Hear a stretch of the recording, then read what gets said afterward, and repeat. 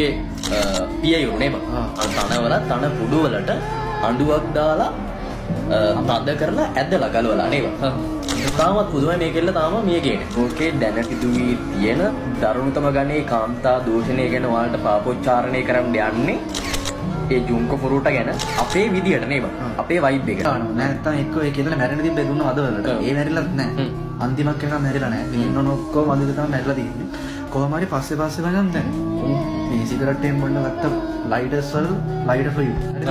ඒව දාලා ඒවට පුච්චලා තියෙනවා කකුල් වලින්. යටිපතුල් තමයි ඉස්සලම් පුච්චලා තියෙන්නේ.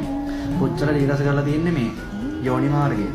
යෝනි මාර්ගයත් පුච්චලා තියෙනවා මේ ලයිටර්ස් වලින්. ලයිටර්ස් වලින් කෙල්ලගේ යෝනි මාර්ගය පුච්චලා කෙල්ලෙක්ගේ රහසිගත අවයව වලට උඩින් ලයිටරේ අල්ලලා.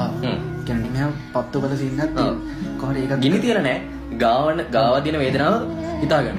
තව තැන් වලදී කරලා තියනවා මචං අඩු අරගෙන. කියන්නේ මේ කෙල්ලෙක්ගේ අපි තන කියලා කියන්නේ. ඒ තන වලින් තන පොඩු අරගෙන ඒ වීරලා තියෙනවා.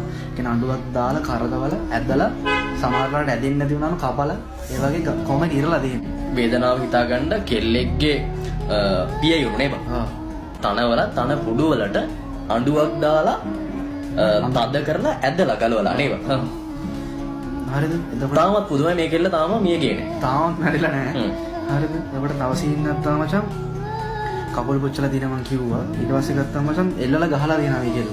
කියන්නේ අත් දෙකෙන් නිකන් මේ උඩ එල්ලලා අනුත් දාලා එල්ලලා පහල එල්ලලා අර එල්ලෙන බොඩි එකට ගහලා තියෙනවා. ඔව් ඒකට යකඩ පොළු වලින් බැටන් පොළු මොකද්ද තව ගහලා තියෙනවා ගෝල්ෆ් පිටි වලින්.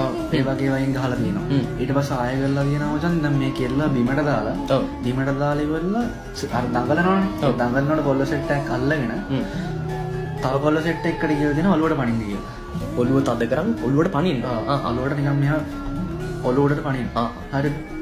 කෙනෙක්ට එතනත් ඔලුව ඩැමේජ් වෙලා තියෙනවා සෑහෙන්න. මෙයාගේ ඇඟ මේ අනිත් මිනිස්සුන්ට දැක්කත් අඳුර ගන්න බැරි වෙන විකෘති වෙලා තියෙනවා. අතිමති දුර්වල සහ විකෘති ගැහණියක් බවට පත් වෙලා. සහ මේ ඩම්බල්ස් යාගේ ඇඟිලි වලට අතහැරලා තියෙනවා. ඩම්බල්ස් යාගේ ඇඟිලි වලට අතහැරලා. ඩම්බල්ස් ඇඟිලි වලට අතහැරලා